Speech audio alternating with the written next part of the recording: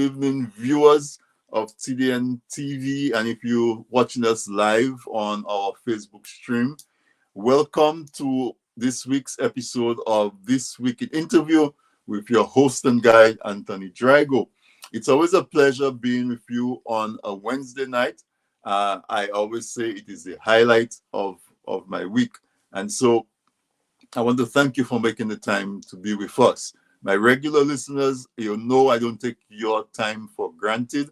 I always appreciate the fact that you make This Week in Interview part of your weekly schedule. And for that, I am very appreciative. If tonight is the first time that you're joining us on This Week in Interview, I hope that you like what you hear, you like the experience, so that you also can become a regular listener, a viewer to This Week in Interview.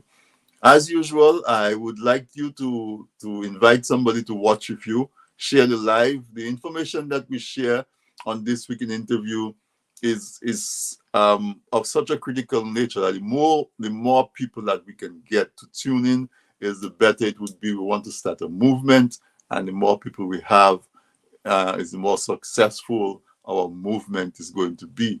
For those of you who are on the Nature Isle, I want to say a very good night to you. Those of you who are joining us on RVR Jams on DigiPlay, Channel 59, RVR Jams broadcast live This Week in Interview. We are in the month of October, and October is Breast Cancer Awareness Month. A very somber topic, because I think that breast cancer has touched everybody who is within the reach of my voice. Everybody has been affected by breast cancer. Whether you are a survivor, whether you are the family member of a survivor, whether you have lost someone to breast cancer, it has touched all of us. Maybe a co-worker, a friend, a sister, a brother, a father, anything. I think so many of us have been touched by breast cancer, and in many instances, multiple times. So I thought it was fitting that to commemorate Breast Cancer Month, Breast Cancer Awareness Month, month of October, that I would dedicate the first program in October to that important topic, because breast cancer is an enemy that we have to have a united front against. We can stand up to breast cancer, and we can try to reverse it. So go ahead, invite 5 people to join us. We are on Facebook Live. You see Tony Drago / This Week in Interview. You can find us on that, on TDN Radio Facebook page. And for those of you who do not have Facebook, we are live on tdntv.net. My guest tonight on This Week in Interview is Dr. Asha Martin and Miss Yevvone Alexander. Dr. Martin is an oncologist and hematologist, and Miss Alexander is the president of the Dominica Cancer Society. So I think that they are well placed and well familiar to bring us the information that we need, so that we can join the fight. We can be at the front lines of this fight against breast cancer. I'm not going to take too much more time with the intro. As usual, we do the CARICOM anthem, and as soon as we come back, we will be joined online by Dr. Asha Martin and Miss Yevvone Alexander. So let's listen to the CARICOM anthem, and we'll be right back.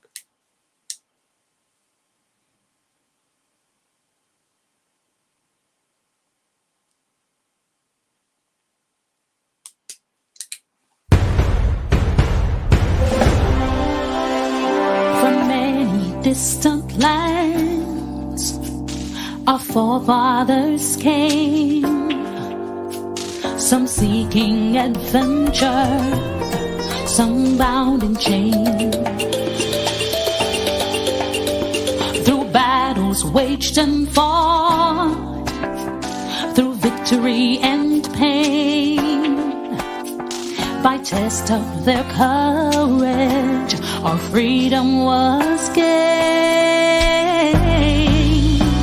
In homage to those gone before, the heroes of lands in the sun. We vow to join hands and to focus on building one Caribbean. Raise your voices high and sing of your Caribbean pride. Sing it loud and strong. Feel our hearts beat as one. Celebrate in song as we rise to heights where we belong. Sound the victory drum for Caracom. Though great and diverse be our ethnicities, the bonds that unite us are stronger than these. We die, we pray, we love, we dance and we play, but we relate to each other the rest in your way. Today as a people united, determined and steadfast we stand. We look to a brand new horizon, the future now firmly in our hands. Raise your voices high and sing of your Caribbean pride. Sing it loud and strong. Feel our hearts beat as one. Celebrate in song as we rise to heights where we belong. Sound the victory drum for Caracom. Hele, hele, bravo. Hope you sing Caracom. Leve, leve, wow. Naki you drum Caracom. Tabu ya tabu, awo. Hope you sing Caracom. Leve, leve, wow.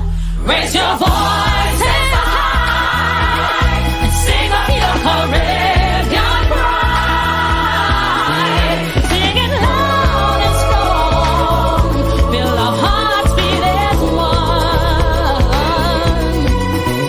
Celebrate in song as we rise to heights where we belong.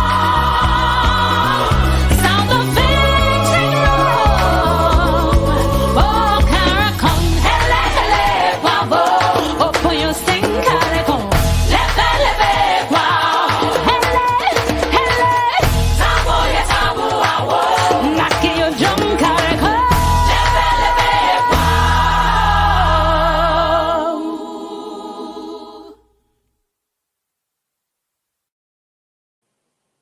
All right, that's my little pitch for Caribbean Unity. My CARICOM anthem, I play it every week, and there's so many folks who say the only place that they get the anthem is on This Week in Interview, and I'm very proud about that. And tonight we're talking breast cancer. Welcome to you if you joined us a little bit after we started. I see Didi Easter, one of my regulars, is on. Good evening, Didi. She's saying good evening to me and the guests.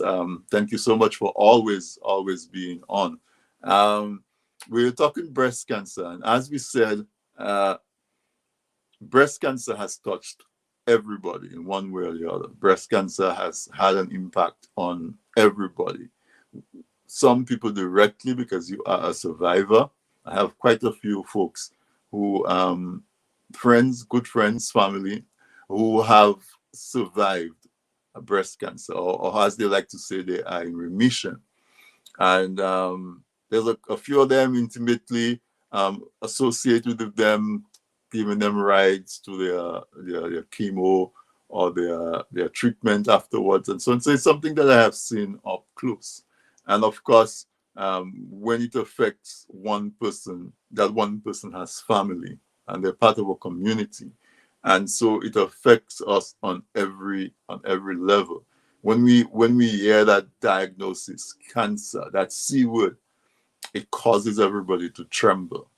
And so maybe we shouldn't tremble for long. We should look to fight back. And so the CARICOM anthem is fitting because I believe we may be able to get to uh, a, a, a, a cure. Let's say a cure. Let's claim it. We should be able to get to a cure. Maybe as the Caribbean, we're known to have some really super brain power. If we were able to bring our resources together and work together, who knows? The Caribbean might be the place where the cure for cancer is discovered or emerges. But as I said before the break, my guests tonight, I have two of them, are Miss Yevvone Alexander from the Dominica Cancer Society and Dr. Asha Martin.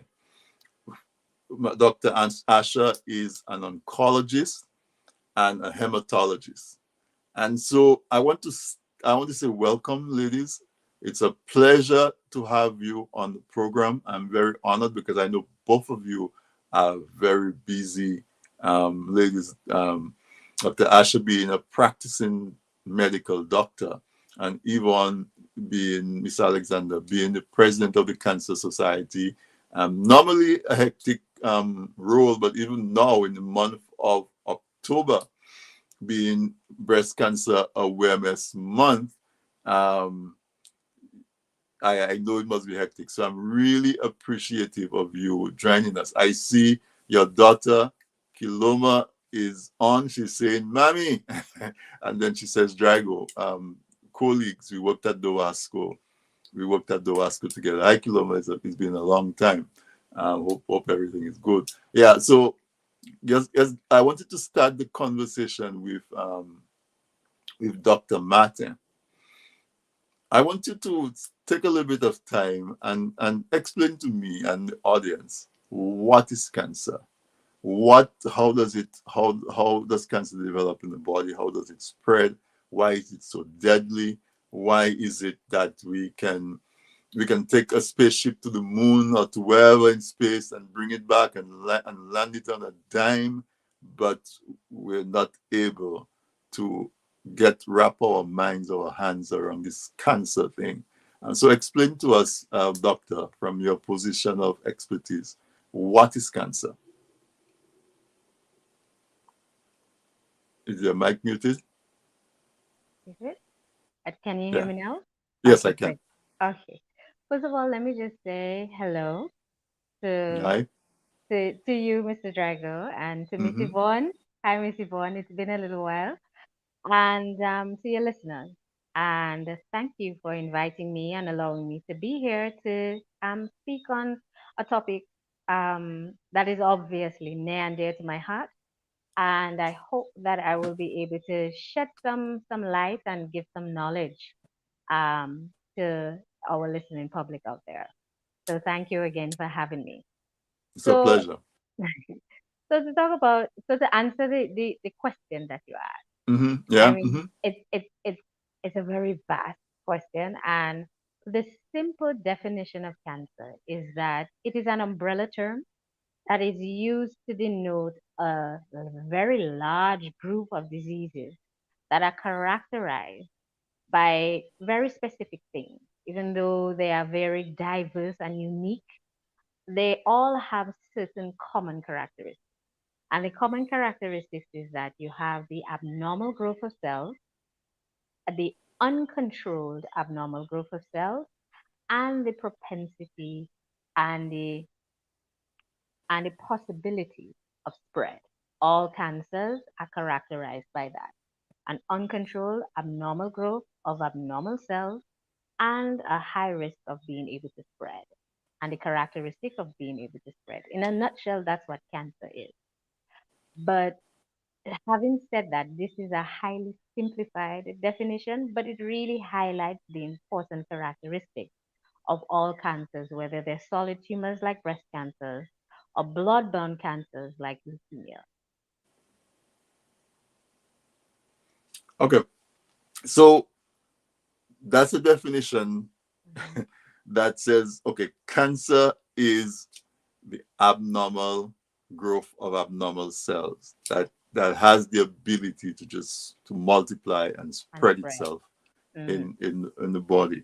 And so I imagine when you say there are different types and there are various, I guess cancer can be triggered by different. I mean, what causes All cancer right. to develop in some people and not in others? Okay. So all cancers, all of them, even though they're it's legion the number of cancers that exist, but all of them start with something. They all start with a mutation. So sometimes we talk about genetic predisposition and certain like it runs in families and other people it doesn't, depending on the type of cancer. But whether or not your cancer is inherited, meaning runs in families, or it isn't inherited, they all start from a mutation. Now, in the majority of cases, in over 80% of cases, that mutation is spontaneous. That spontaneous mutation may occur as a result of certain modifiable risk factors or non modifiable risk factors in over 80% of the cases. In less than 20% of the cases, that mutation is inherited, but they all start from a mutation. So that's what kicks off the cancer process, a mutation. Right. Okay. Wow. There's a lot to dive into there. Um, Yvonne, welcome. Well, very, very warm welcome back. You've been on before with us, and I remember when you were with us, you shared a lot of statistics and really brought to light that cancer was. I didn't think at it last time you were here, we didn't speak specifically about breast cancer. We spoke about cancer in general. And you had brought to our attention how much of a problem it is in Dominica, more than I think I and me and my audience were aware at the time. But I want to talk first about the Dominica Cancer Society. You're here as the president of the Dominica Cancer Society. Before we get too far along into the conversation about the cancer itself, what is the role, what is the purpose of the Dominica Cancer Society? Again, like Asha, I want to say a pleasant good evening to everyone who is listening to us, Oh, good including evening. my children who may have tuned in. I know you said Kiloma is present. Good night, welcome. The Dominica Cancer Society is a not-for-profit organization in Dominica. We really are probably one of the main organizations that do a lot of cancer education on island. We have um, three specific areas of focus.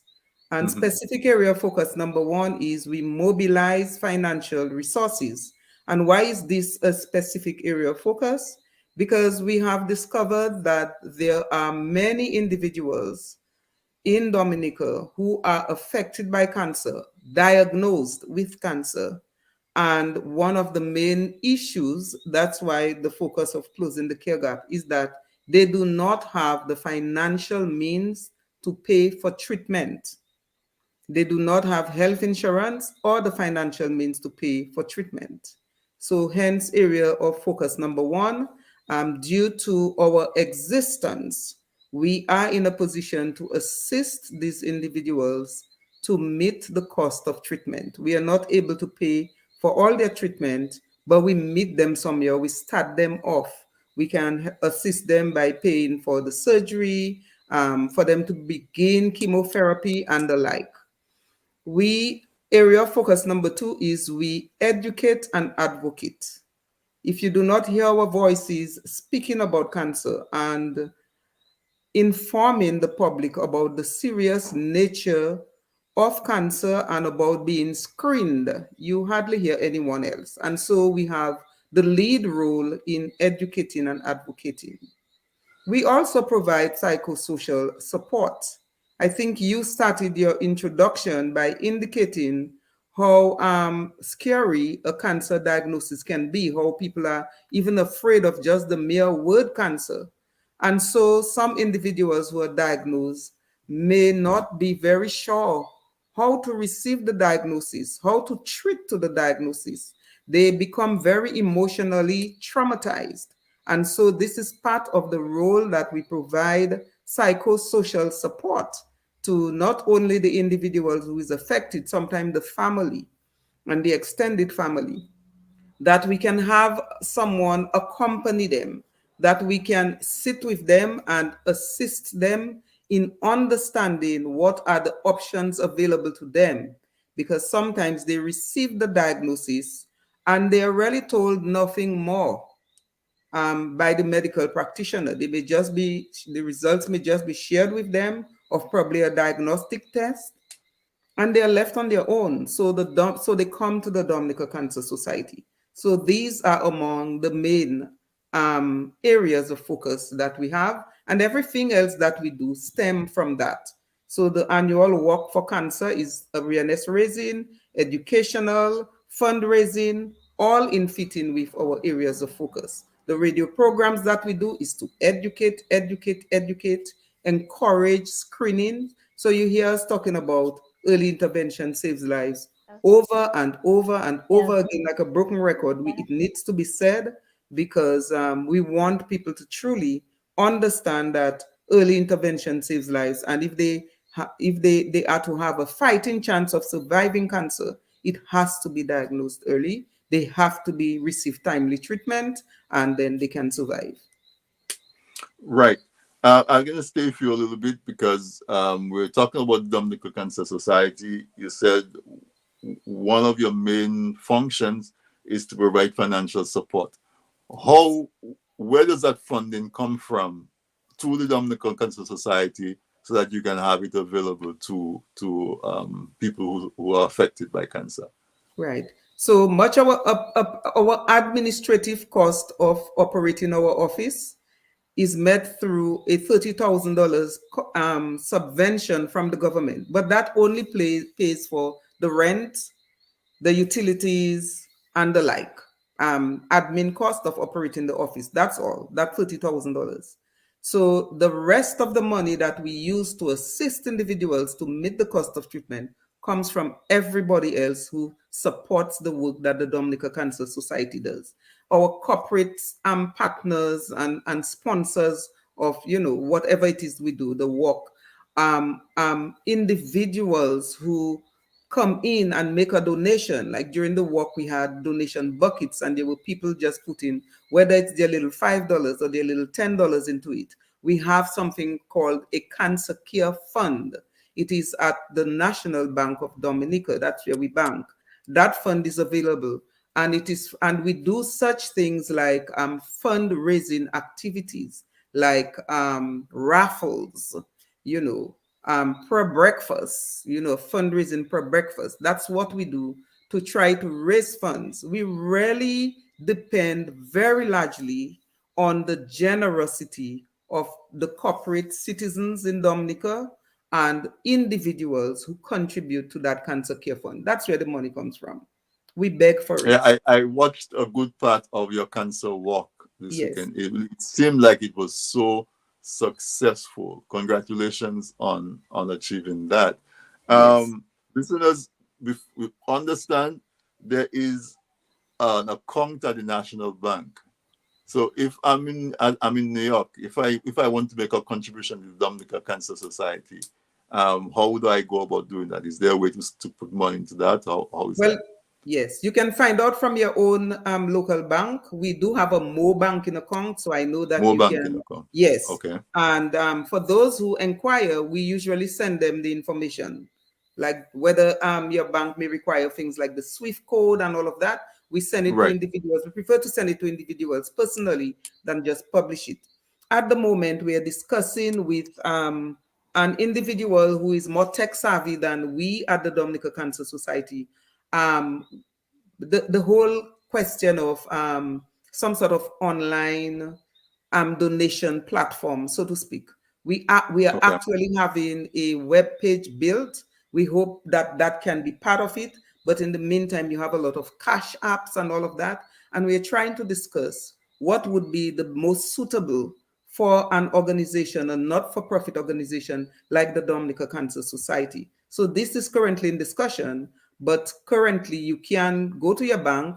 Our bank is the National Bank of Dominica, and probably discuss how can you transfer funds to us and the money comes in, we are How would notified. that person contact you? Did they call a number? Is there Right. email? So there is, well, most of our contact is done via, we do have a Facebook page, and people make this kind of inquiries via our Dominica Cancer Society Facebook page. We do Okay. have, we also get a lot of information via our, and that information is also on the Facebook page, our email address. So our email address is Dom Cancer Society, DOM Cancer Society at gmail.com, and it's all lowercase, DOM Cancer Society at gmail.com. If you get in touch with us, we send you all the information that you can possibly need. And every time anyone makes a donation, we do send you a receipt and a thank you letter or a thank you card indicating we have received your funds and we are grateful for it. Yes. Oh, okay, so awesome. Listeners, you hear it. Um, their funding comes from the public, from us. The public is Yes. me, you, everybody else. So Yes. those of you, if you give $1 and you located in the US, the dollar turns to almost $3. It goes a Right. long way. And later in the show, when you hear the prevalence, you'll see how much they actually need that. Right. Dr. Martin, I'm coming back to you.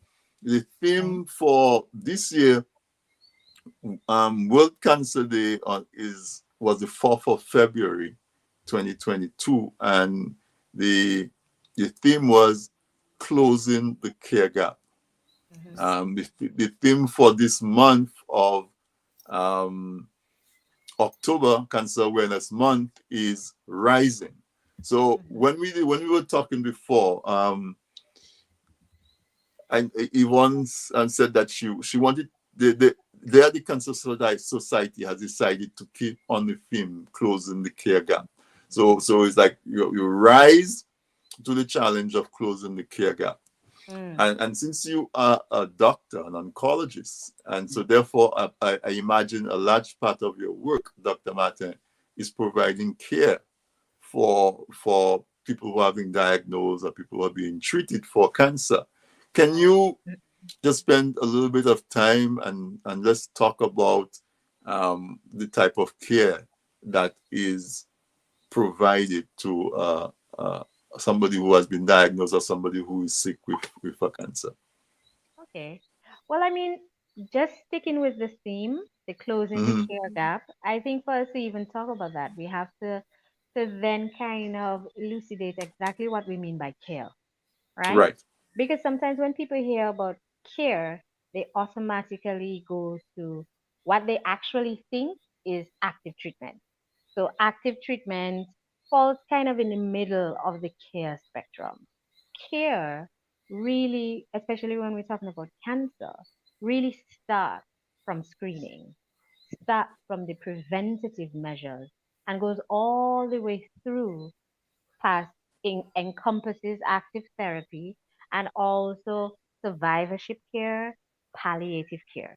So it's broad, right? Hmm. Hmm. And and each component of care is equally important. No one is more important than the other.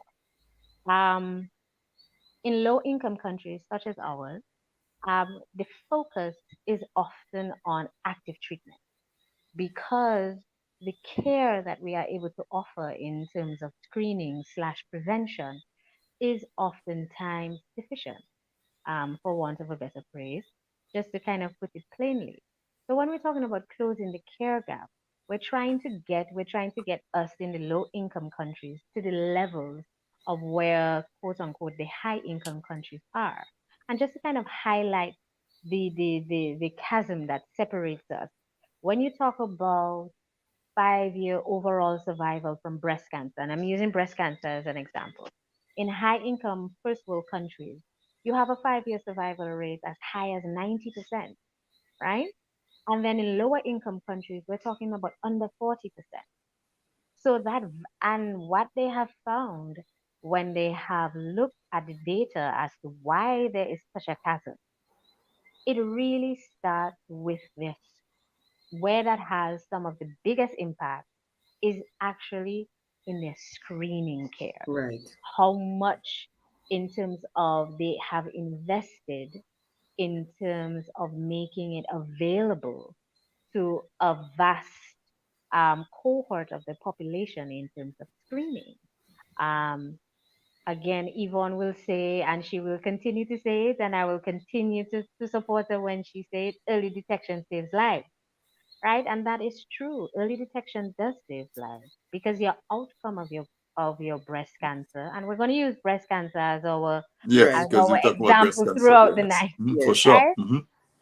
In terms of your outcomes and your likelihood of survival, re your breast cancer diagnosis, some your stage at diagnosis accounts for about 75% of it. So the earlier your stage, right, the more likely you are to survive. And that's just simple mathematics, right? Because stage implies not only the size of the tumor, it also it also encompasses the whether or not the disease has spread to the lymph nodes, and even more than that, whether or not the disease has spread to other parts of the body. So if you can be screened, and in that screening, while you're getting your regular screens, namely, and for breast cancer, what is recommended, depending on which side of the pond that you are, be it the US and Canada versus Europe, they will say either start between 40. Europe tends to be a bit more conservative. They say around 45 thereabouts. But either way, between 40 to 45 years old for average risk women, you should start your screening, right? And your screening should include what is identified as a gold standard for screening is still the mammogram for most women. There are some women, depending on the characteristic of their breast, they may recommend an MRI, they may recommend an ultrasound, right? But the mammogram is still somewhat the international gold standard. So when we're talking about closing the care gap, using Dominica as a prime example, most people in Dominica do not have health insurance. Most people. And that would mean that screening would have to be paid out of pocket, or it would have to be subsidized by the government. Um, there is no functional mammogram machine as yet at our hospital. So right then and there, we have denied the possibility of screening to the vast majority of women in Dominica. So already from our first step, we're missing. We're bucking our toe already. Right. From the Mm-hmm. from the first entry point in terms of care, we're already bouncing our toe. All right. So that's prevention, that's screening, right? And then you come to active therapy and diagnosis. So when you come to active therapy and diagnosis, usually with breast cancer treatment, you have three main pillars for your active therapy: surgical, Chemo. systemic, and and radiation. Of the three, there's no radiation on island, so that's one pillar that is already just non-existent on the island. We have very competent surgeons, right? But sometimes, unfortunately, in spite of their competency, they are a bit hindered due to logistical issues that are beyond my purview to discuss. And then we also have limitations in terms of the availability of systemic therapy. Because again, much like cancer is an umbrella term, breast cancer is also an umbrella term because there are very distinct types of breast cancer that respond to very specific therapies based on their distinct biological subtype. And unfortunately, even though I must say and I must commend the powers that be in making certain basic chemotherapeutic readily available, and I commend the funding that is made available for that, and I also commend the people who work tirelessly behind the scenes, as in those in a pharmacy, in a main pharmacy and government pharmacy and procurement that will work hard past their regular working hours to try to ensure that patients have their meds available. But there are limitations, and unfortunately, sometimes it is outcome changing limitations that we have because of the Mhm. lack of availability of the really required targeted systemic therapy, right? So again, in Right. active care, Yeah. we have a gap there again. And then, of course, further down in care, we're talking about post treatment care, survivorship care, right? Yeah. Which is important because, as Yvonne was saying, and I'm sure as she'll bring out when she's talking about her personal journey, a cancer diagnosis and therapy is physically traumatic, right? And it's also psychologically traumatic. And in so while you're going through it and when you're recovering from it, you need that support. You need the assistance of a dietitian. You need the assistance of a psychologist to help to give you the tools that you need to deal with that type of trauma, right? Neither of which that we have readily available at our main treatment facility at home. So again, there's also a gap for us locally in terms of survivorship care.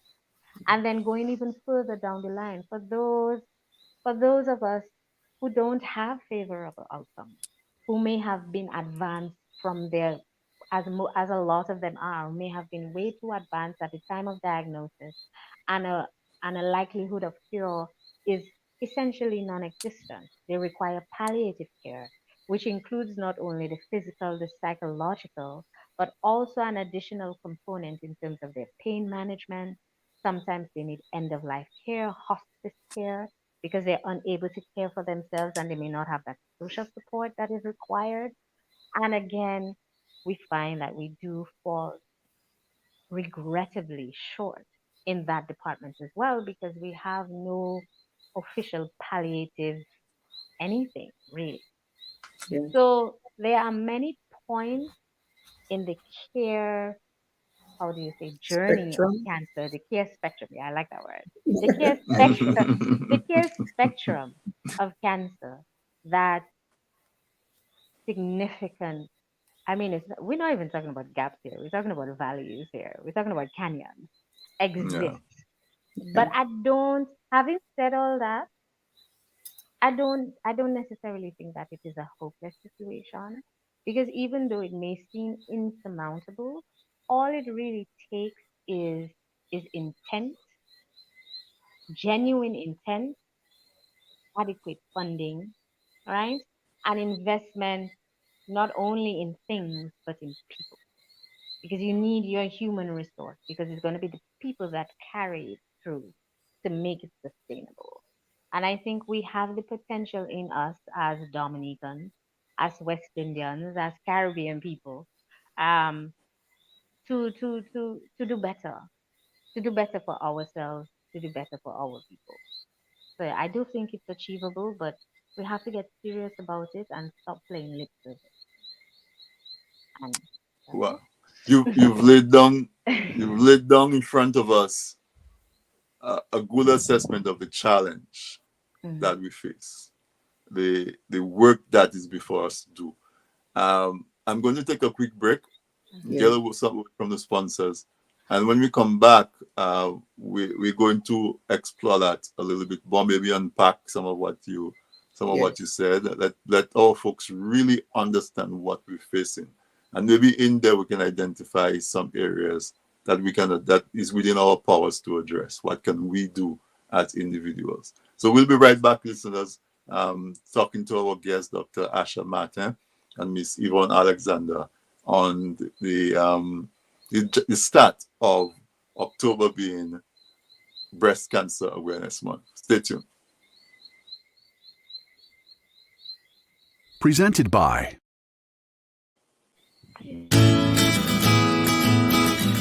If you live in Canada, the US, and the UK and are looking for Dominica products including cocoa sticks, bay rum, coffee, soaps, crafts, and other popular Dominica items, then look no further.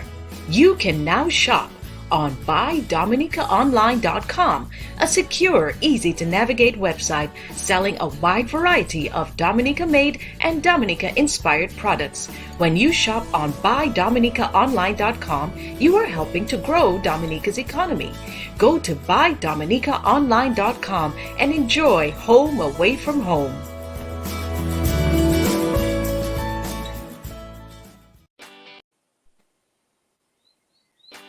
People say I've got a great smile. Well, I have to say, this is all thanks to the professional team at Beacon Dental Group right here in Dorchester, Massachusetts.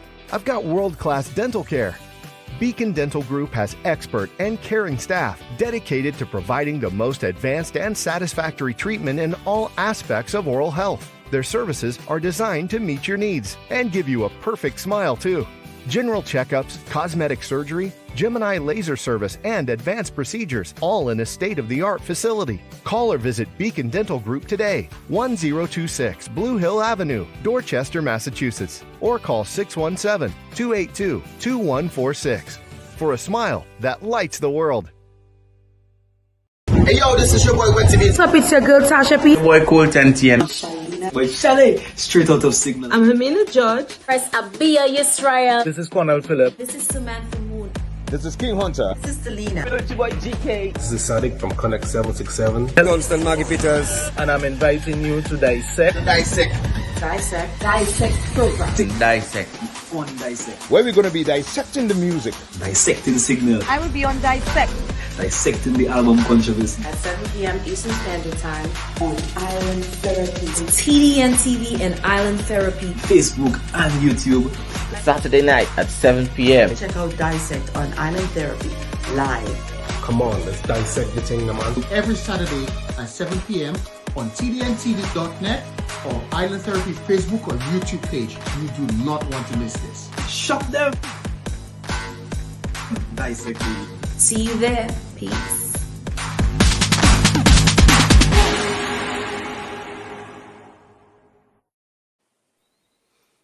Welcome back, listeners. One of the main supporters of this week in interview is Man's Audio Visual. They take care of our graphics needs. Very, very talented and professional organization out of Connecticut. Dominican owned, of course, but they're out of Connecticut. I encourage you, if you have any events, any need for a photographer, people to come by and to video your events, whether for a recorded version or for live streaming, you can just contact Man's Audio Visual for all of those needs. They are very strong associates of TDN and This Week in Interview. If you have trouble finding them, just reach out to us. We will point you in the direction. And we do a lot of work together so we can vouch for them. Man's Audio Visual, MANN Audio Visual. If you search for them, you will find them. But tonight we're talking breast cancer in recognition of October as Breast Cancer Awareness Month. And my guest tonight is Miss Yevvone Alexander and Dr. Asha Martin. We have quite a few people on the live. Mary Benjamin, Emmeline, Ian John, Kiloma, who is proud of her mom. Kahina, this Kalinago young lady. I will leave the last name alone until I get my Kalinago's tongue properly exercised. But so many others that are on there. I hope you're getting good information that you can share with yourself and with your loved ones. Before we jump back into the care, Miss Yevvone Alexander is here as the president of the Dominica Cancer Society. And in the first half of the show, I encourage you to support the work that they do, because she says that the work that they do supporting cancer care, providing help for people who are diagnosed and suffering from cancer, comes from money that they raise within the community. So the government helps them with the infrastructure, building, and maybe some administrative staff and so on. But the actual work that they do comes from you and I contributing our $1, $5, $100. And so I encourage you to support them. They're doing excellent work. They do so much with the little that they get, and that's what we want. We want that when we support somebody, we can see the impact of what they do. It makes us feel good for having given. And so you can send them an email at domcancersociety@gmail.com. So DOM cancersociety@gmail.com. And find out how you can help. She will give you information as to how you can support. And they're going to use technology to make it easier. But for now, that one-on-one contact is also beautiful as well, because you know exactly who your funds are going to and how it's going to be used. You can ask a question and get a response and all that. But I'll let you know that Miss Alexander is also here tonight on the show as a survivor herself. She is part of that 40%, where we heard Dr. Martin said that when people are diagnosed with breast cancer in a first world country, or otherwise 5 years from that diagnosis, the survivor is still alive 80% of the time. In our country, it's closer to 40%, so it's half of that. But luckily for us, she is part of that 40%. So Yvonne, I want to give you some time to talk about your experience, your personal experience with breast cancer, your diagnosis, your care, your survivability. And I'm sure it's something that stays with you for as long as you live into your psyche. So tell us about your experience.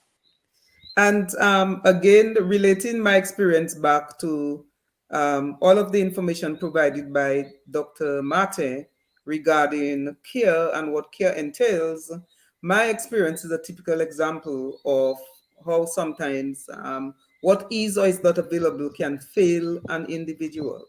For instance, I had a habit of doing breast self-examinations, did one in 2013 and felt a lump, went to my medical doctor and said, I'm feeling a lump. The medical doctor did not think that it was serious, examined me and didn't think it was anything other than I'm going into menopause, so the lumps in my breast are different.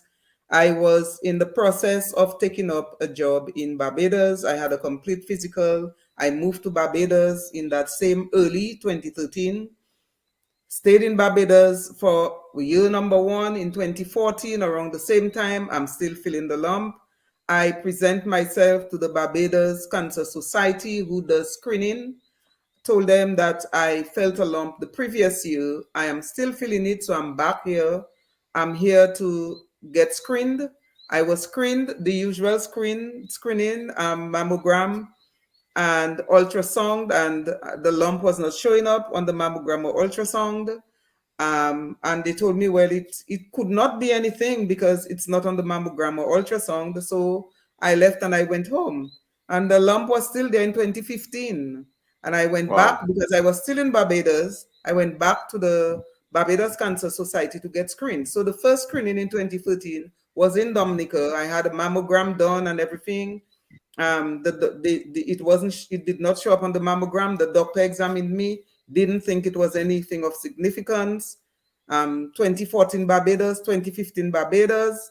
And when I was told that they are not seeing anything, they did the mammogram, they did an ultrasound, they were not seeing anything. I call it gut feeling, call it whatever it is you want. I just had in my mind that I don't care if you're telling me you're not feeling anything. This lump feels very strange, and I just wanted the lump surgically removed, whether or not it was showing up on your mammogram or the ultrasound. So thankfully, the person who was doing the ultrasound happened to have been a Dominican doctor, Dr. Jolly in Barbados. And I told him, it's 3 years I'm feeling this lump. And to me, it feels a little uncomfortable. I'm finding it getting more defined. I'm finding it's a little harder. I know you're not seeing it on the ultrasound, but who can I speak to if I just wanted the lump surgically removed? Because I know people can get lumps that are not cancerous.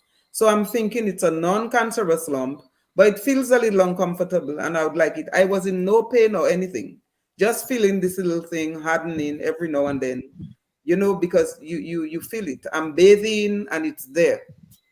And so he referred me to a Dr. Lewis, who happens to be a really very good breast cancer surgeon in Barbados.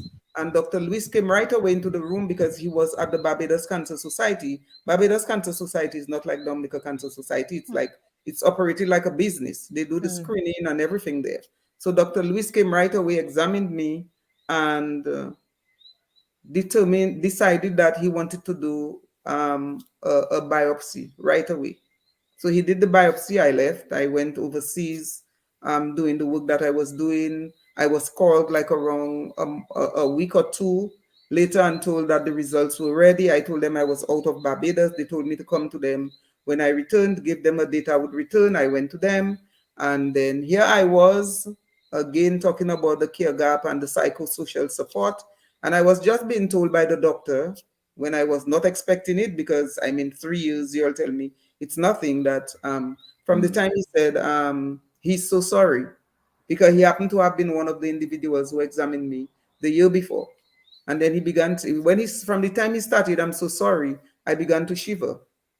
Are you so sorry about what? It's actually cancer. By then it was a stage 2A, so the staging, probably when I first felt it, it was a stage 1, obviously. It was a stage 2 based on the biopsy that they had. They wanted to confirm the biopsy. They sent the sample to a lab in Tampa, I think they said. And thankfully, I was a member of the police force. I was part of a group medical insurance. I immediately made arrangement for surgery and everything. Right there and then, I was able to communicate with some of the individuals, my children, people I thought that would be supportive, and to begin getting the surgery done like ASAP. And that was it. And for me, my opening my mouth every minute and continuing to advocate is, I said that what happened to me, if it was somebody else, the person could probably be dying now. You understand? The person could have been dying now because the Right. doctors tell you it's nothing. So you go home and you think, well, I have nothing to worry about. And then by the time they think you really have something to worry about, then you would be stage 3, you would be stage 4, you'd be fighting for your life. So this is why I will speak, because what happened to me should never happen. We know that we have a breast cancer situation in the country. We know, to me, every breast lump should be taken seriously. And I don't know if you say it's not. And another thing is breast self-examination, because while I'm on the topic of me, you heard Dr. Mates spoke about the fact that ideally people would be about 40 years when they are, the rule of thumb, or the gold standard for the mammogram. 40 years women start having mammograms. But we have had 20-something-year-olds dead in Dominica from breast cancer. 20-something and 30-something-year-olds. And I'm talking early to mid-20s, early to mid-30s, dead from breast cancer in Dominica. These people would not go to have any mammogram done. No. Right. And this is why we have to continue to explore, how do we assist in closing this care gap? How do we encourage people to do your breast self-examination? And do you recommend that people begin getting things like mammogram done earlier than age 40? I don't know, but the conversations need to be had, because this is Yeah, very certainly. serious. Yes. Certainly. So thank you so much for sharing that story. Yeah. So And 7 years later, I made the 40%, and I'm grateful to God. I'm here and I am and going talking about strong. it. I'm Yes, going yes, strong. Yes, yes, I yes. agree. Thank So God. we, Yes. we are thankful. We are thankful for that as well. Yes, yes. There's a few things that I think stand out, and you mentioned a couple of them.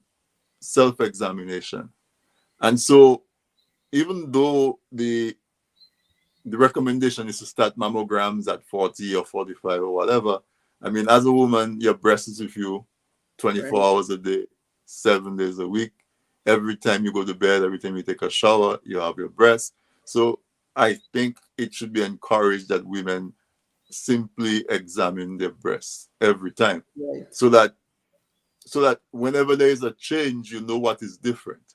Because if you don't examine it when it's normal, when there's something different, you may not realize there's something different until it is significantly different. Right. So I think that should be something that should be encouraged. Encourage women to just examine your breast every time. From the time you have a daughter Right. and she's 12, 13 years old and she start have show how to examine her breast and encourage her to examine her breast. I know there are some people who have some taboo against people touching themselves because they think of the breasts only in a sexual way. But Right. we have to be able to get our young girls to feel comfortable examining their breast and becoming intimately familiar with their breast so that as if there is a change, you Right. can recognize that change early. So that is the first one. Um, Also, advocating for yourself, because we hear how many times they told you, oh, it's nothing. It's probably menopause. It's probably this. It's probably that. It's not showing up, so it might not be something serious. But you know your body best, and Right. if the body belongs to you. So advocate for yourself. Also, I guess it could be that have somebody that you feel comfortable discussing your body or medical with, Right. because so you may have a blind spot to something, but you come and talk to somebody else about it, and they say, well, how comes the doctor tell you that, and it's so and so and so and so. Right. So in that conversation, you also can have somebody that you can bounce an idea off and have that kind of a friendship, whether it's with your mother, your sister, your best friend, whatever. So those two things were the major takeaways for me. It's like to encourage people to do their self-exam, advocate for yourself, and take responsibility. Like I always encourage men to go do a prostate exam, go do a colonoscopy, same kind of thing. Um, Dr. Martin, when you say that there is not a functioning mammogram at the hospital, is there one that's just not working, or there is not just not one? You know, the particulars of that, I don't, honestly, I Well, don't I'll tell know. you the reason why I'm asking is because it's such an important thing. I would really like to get involved in seeing if we can get a functioning one. So if it's one that's there but it's not working, then that's a different problem. Like if there's one that's just not present at all. Fair enough. Ideally, I think that, and there have been other groups and other individuals who have expressed much as you are doing, saying that, I'd like to see how I can help to even to get one at the hospital. I think a conversation like that would probably be better served being held with probably the hospital medical director or the CEO of the hospital, now that we have a board, to just really see what that is needed. Is it that the machine, is there a machine there, one? Is it that the machine just needs a technician to come down and have a look at it? Or is it that we need a brand new one? So to just kind of make sure that whatever assistance that is provided in an efficient manner. So I Yeah, it's think, compatible yeah, with what is there. it's compatible with what is there. Because I always say, help is good, help is great, help is wonderful, but you need to help people in a way that makes sense for where they are right now. So yeah, that's what I would say. I would advocate for that. Say just make contact with the quote unquote powers that be, and see how best we can get that, because that is a really integral and important piece of machinery that we should have. Right. Just So so just I'm mhm. sorry, go ahead. Mhm. Just to make a quick note, really, just to kind of support the things that you were saying, really self exam. The self exams are important because, as you so rightly said, it gets you to know what your body is like. So as soon as something is different, you know. Right. As it pertains to the screening age from 40 to 45, when women are supposed to start their mammograms, that's for average risk women.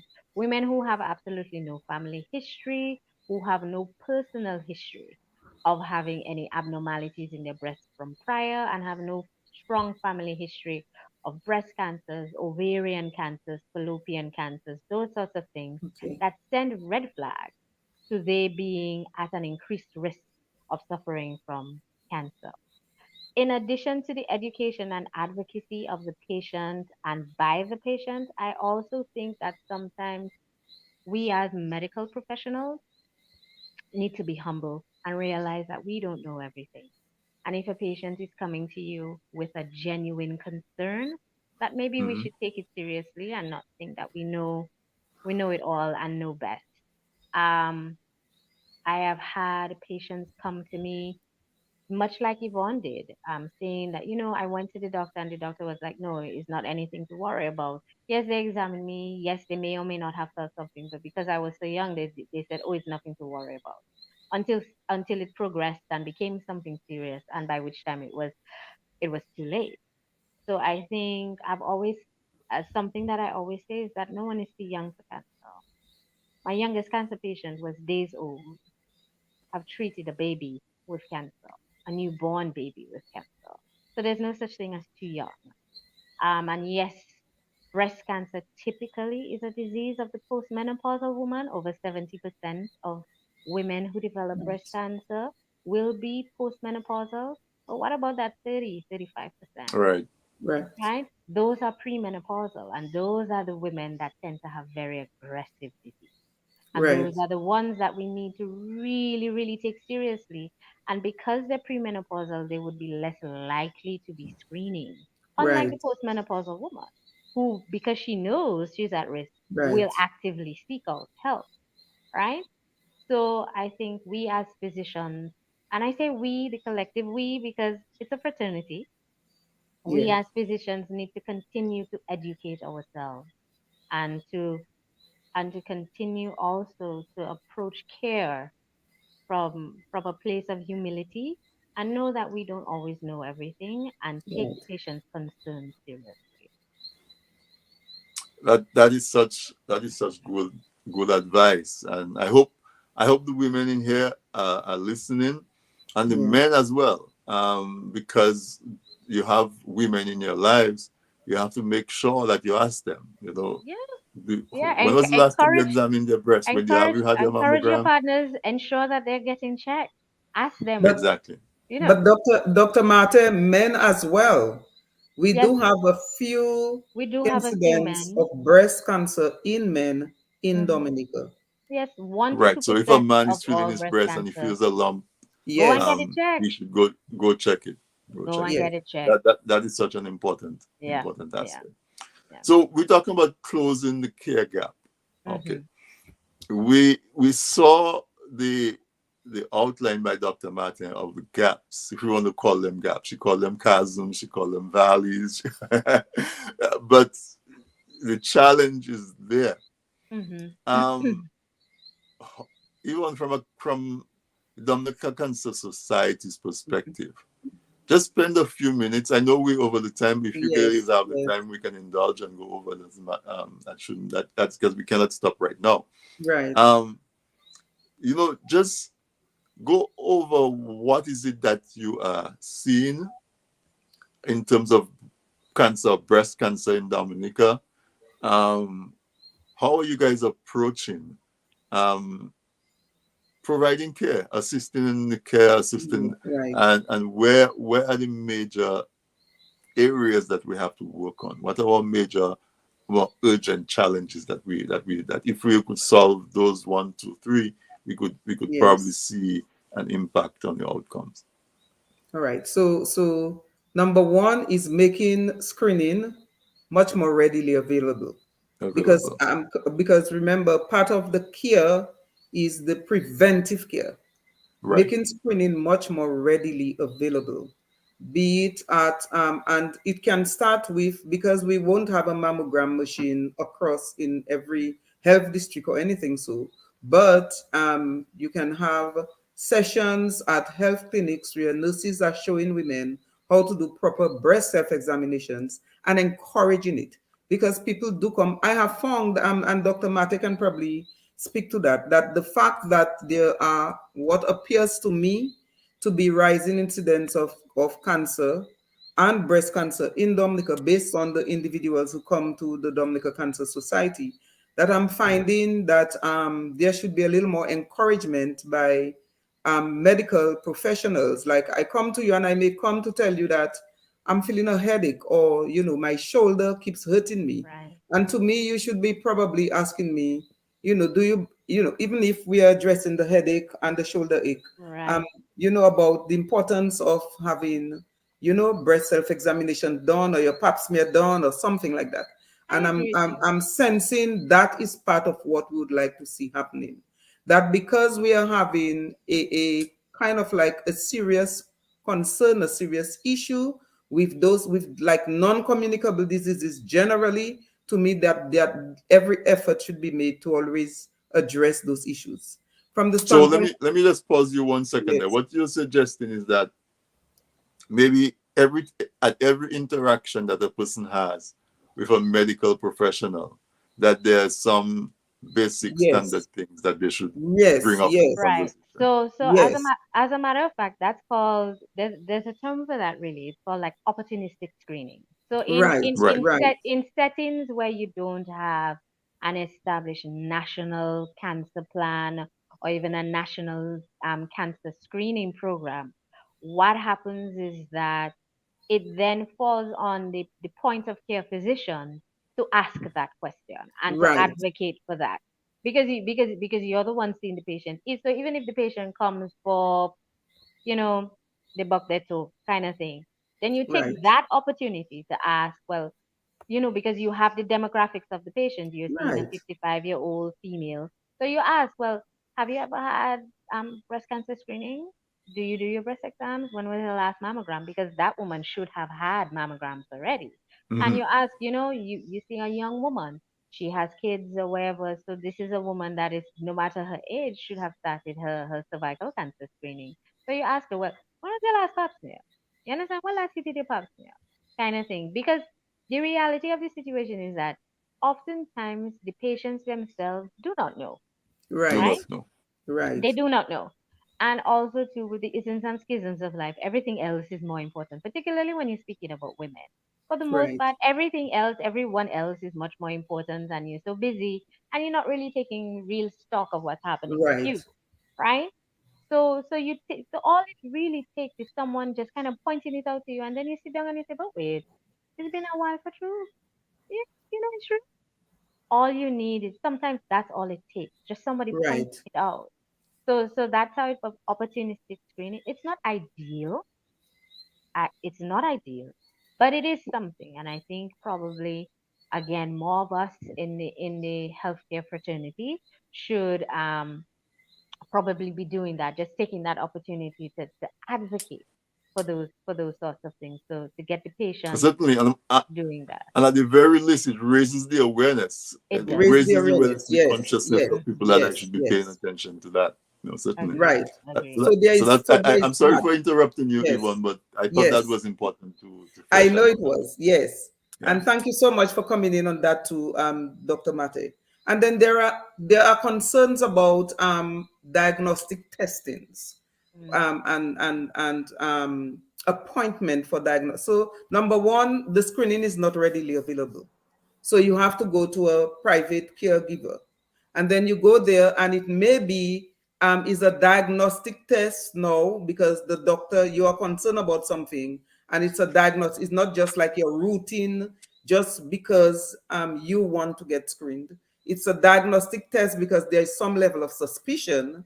Right. And at the place where diagnostic tests are given, you may be given a free month. Probably they want to give you a free month appointment.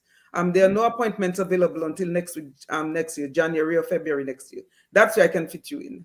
And to me, I am thinking that to me, there's the screening should be the documentation to go get that screened, go get this test done, so that we can determine what is happening here.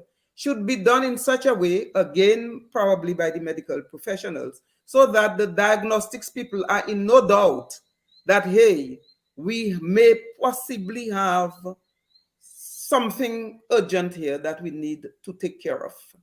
And Yeah. so I, the patient, shouldn't be the one bargaining with them. Or I may just think it's okay for you to give me an appointment in 3 months' time, you know? So such that those things are captured. So there is not this lengthy delay, number one, to get the screening done, and then another lengthy delay to get the test results. and go back. And so it is not unusual in Dominica for there to be a delay sometime of months Yeah. between I first saw the doctor and they think there's a problem to going back to that doctor with the results. In my Right. And experience, sometimes the in doctor even yeah, forget what, he has to yeah, remind himself or herself. in my Go ahead, Asha. experience, in my experience working at the oncology department, the average delay from suspicion to confirmed diagnosis, unfortunately, often took more than a month. Wow. um, Often took more than a month. Because as Yvonne was kind of pointing out, you suspect, you go somewhere, they send you for a test. Remember, again, most people don't have health insurance and you have to pay for that out of pocket. Not everybody, most people don't have that kind of money lying down That there. too. So that would mean, oh boy, I have to wait until month end and see what I can shift around or go and get a quick loan and see if I can pay. And that's just for the mammogram. And Right, then you have to come back, okay, yes, they see something suspicious there, what you want to do. But because a lesion on a mammogram is not a confirmed diagnosis, right? You need to have tissue. So then you then go back to whichever physician that you saw who may not have been a surgeon. So then you're sent to a surgeon.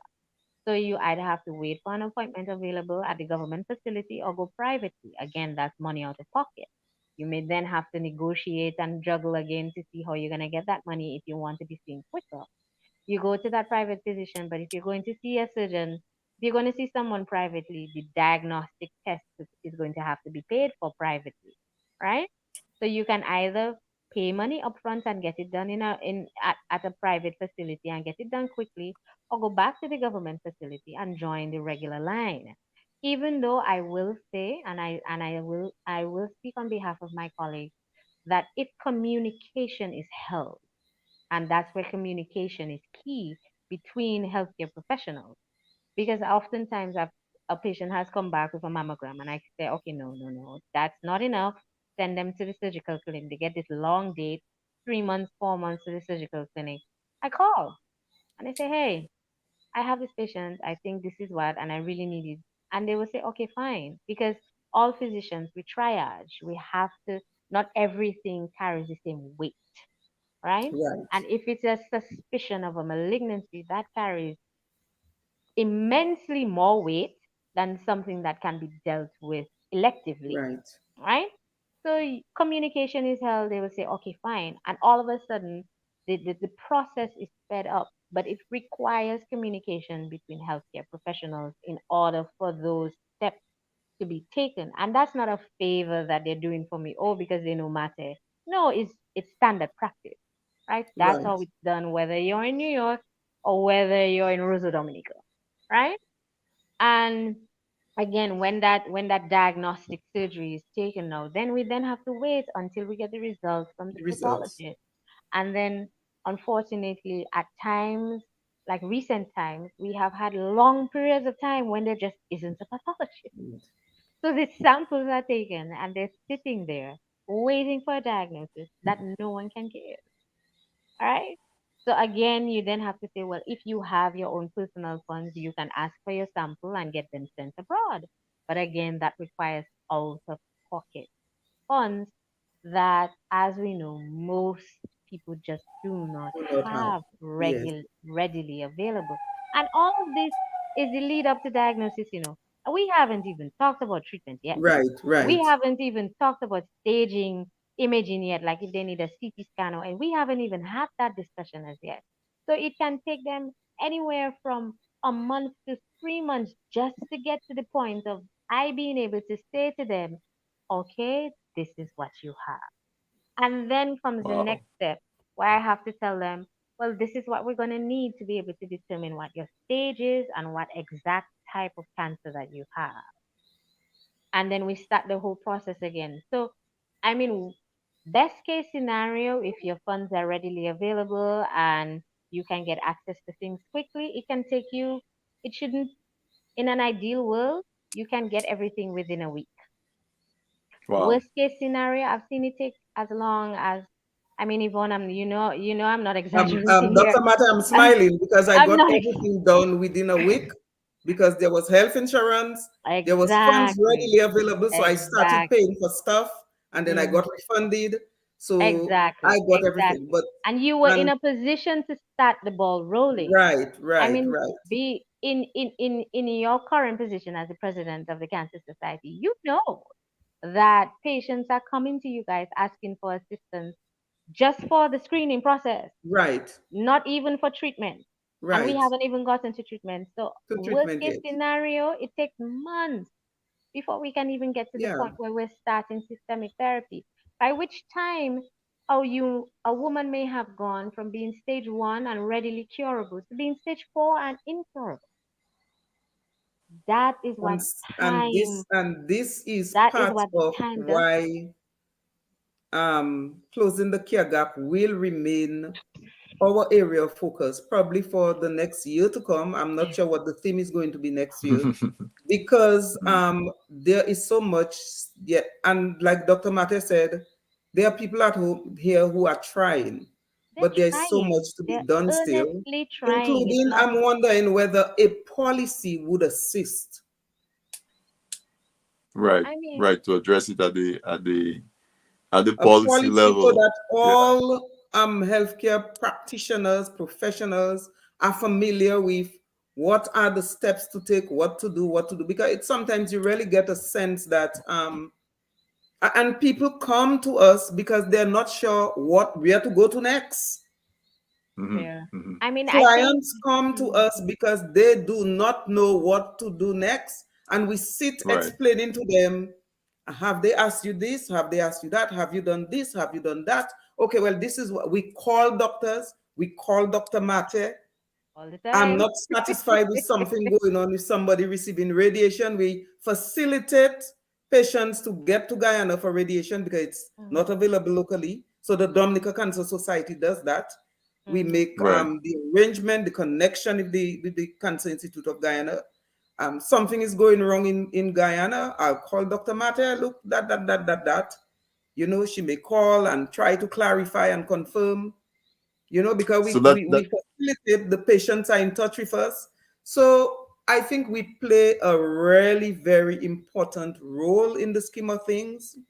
But I think a lot of what we do requires some level of policy direction so that patients are not just all over the place trying to Right. decide what to do, how do I get this done, where do I go? Okay, the doctor told me so, and nothing more. And part of the other care that she spoke about is even after the diagnosis and the treatment, your follow-up care. Um, I've never spoken to a dietitian locally, except I made my own efforts to get someone to sit with me and let's discuss my diet and you know, all the things that I should eat or shouldn't eat, and do my own little research. It's not readily available. I wish some of that, and we even do some of that. So Yeah. sometimes long before um you know, I'm on the phone talking to people and, hey, by the way, you know, you should, I just want to suggest, recommend, you know, that you may gradually want to consider eliminating XYZ from your diet. Some of the things I told them is sugars, um, dairy products, encouraging a lot of water, encouraging them to stay physically active. So we do all of that, but there is, you know, and we need help in doing those things because it's a lot for a little Yeah. not-for-profit organization. So Yes. I'm getting what you said, and you go into a lot of places that I think is so are so important. The advocacy. So you spoke about policy, and I'm tying it back to what Dr. Martin was saying, that if you have a doctor who is forward leaning, or who's not too, like, he's not overwhelming the number of patients that he or she has to see, and so on, that he has some space, that so he can pick up the phone and call and advocate for that patient. You know, I sent a patient to you and she came back, or he came back and said, you don't have appointments for another 2 months, but I think this is critical. Can you fit her Right. in? Can you fit her in? Right. That from, so we say policy, but is it like maybe having some standard procedures developed and have the training done with the doctors so that they can see that? But also it highlights the importance of the Dominica Cancer Society, Because when you talked about your three areas, you also spoke about education and advocating, Right. and that is Right. what I see you doing. Like somebody comes to you and you pick up the phone, you call Dr. Martin, you call the Yes. lab, you call so Yes. on, and so on. And so we see that interlocking between the Dominica Cancer Society and the caregivers for folks with cancer. And that in itself sounds like things that maybe we can do. Right. You have the experience with the Barbados Cancer Society and how they operate. And so I'm sure you have that aspiration to see the Dominica Cancer Society go to that level. Um, I don't know if we have time in the program maybe to have you talk about Right. what are some of those steps that would get you closer to that. If we say that Barbados is the silver standard or the gold standard for cancer society in the Caribbean compared to where we are in Dominica, what are some of those resources that you think would make a difference? Well, remember, Barbados Cancer Society is operated as a business. As It a is at business? Barbados Cancer Society that you go to get any kind of screening you want done. So they have their own mammogram machine and there are nurses there. They employ doctors. Doctors are employed with them. So it's a business. Because And it's Barbados private? also has, yes, it's a private business. And Okay. Barbados also has a cancer support association, something so that does the kind of work that the Dominica Cancer Society does, Oh, okay. that Okay. provides funding, that provides psychosocial support, that helps people navigate through the healthcare system. So I am not sure if and I think what we are doing is very important. I think Mhm. there are other providers who are providing things like the mammograms and the screening. I think we Right. Right. facilitate some of that. For instance, the Mhm. Dominica Cancer Society made an arrangement with nurses to have um, cervical cancer screening, pap smears done, during cervical cancer awareness month.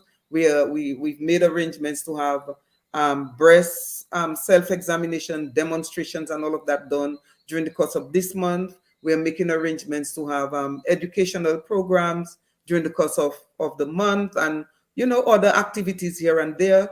We normally always have an arrangement with the labs, well, it's the Medicus Diagnostics who offer mammograms in the absence of anything that the government has available. And normally we have an arrangement with them here during the month of October. We normally write to them requesting a discount, and they always offer it for breast screening during the month. The Dominica Cancer Society takes these initiatives. We do that, and that is going on. So I right think now, even right now, we're saying that women, you can go get screened because there's a this month discounted place. at a discounted price. Yes. Right. Yes. So we encourage everybody, take Yes. advantage of it, Yes. Get screened. It might save your Right. life. Month of October, you get 30%. Just make it a habit. Right. Every October, go get your Right. screening done Get your until maybe screening it's done available at a at a cheaper, discounted okay? price. Yes.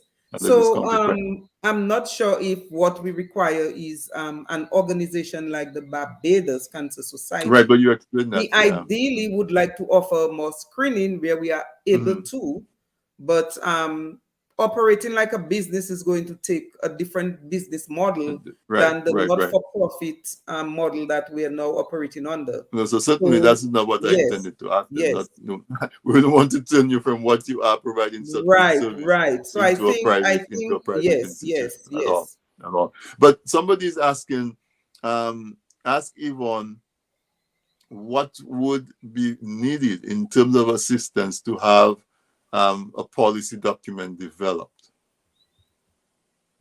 Probably we should ask Dr. Martin. But Okay, either one, I either think one, it either one. probably Dr. Mate.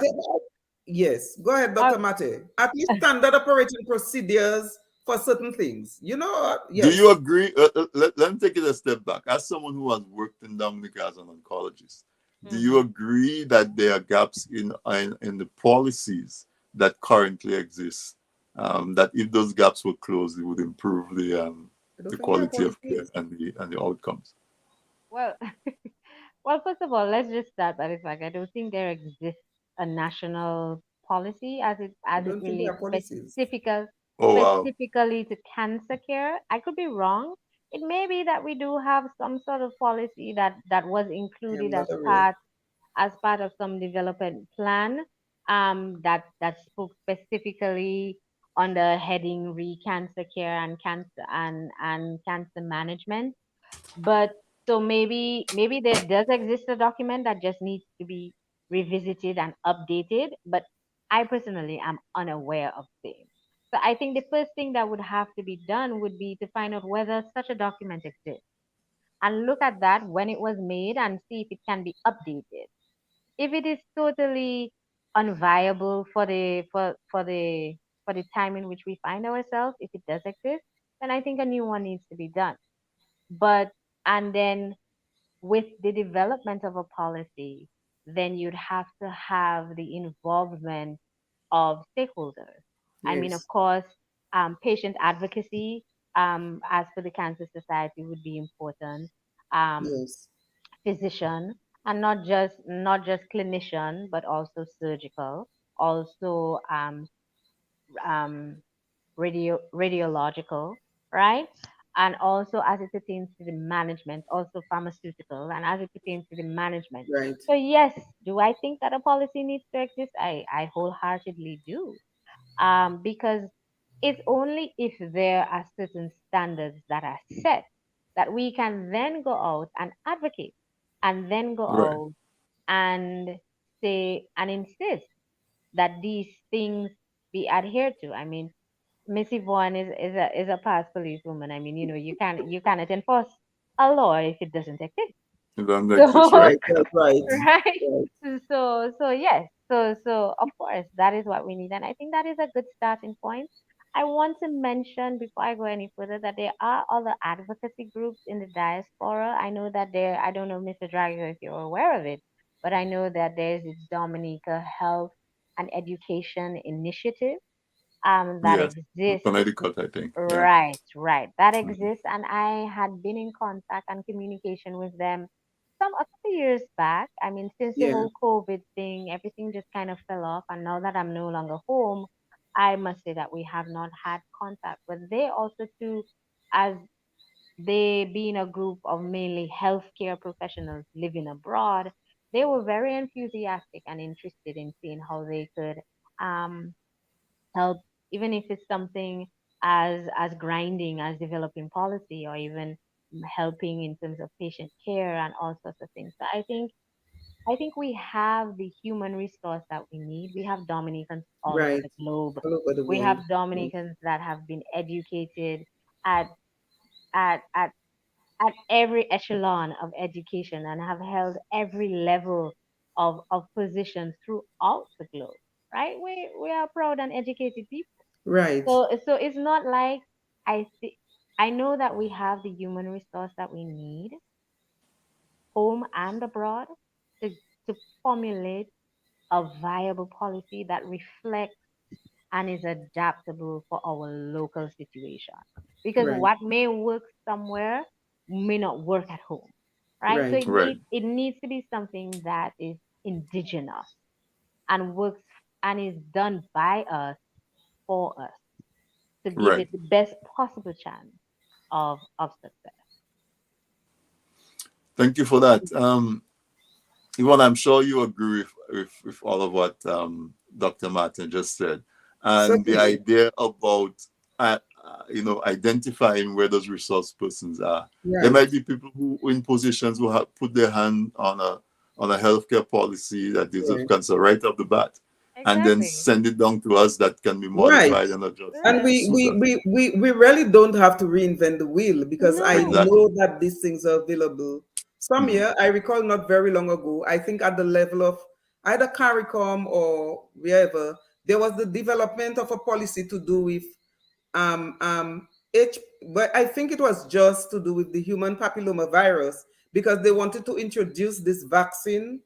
Right. And they did. Right. So there They was, but successfully that was the introduced only it in thing. 2019. And right, that was the only thing. So I'm very sure at the level of CARICOM, at the global level, with so many Dominicans working all over the place, it should not be difficult to get something that we can adapt to our needs, to our local needs.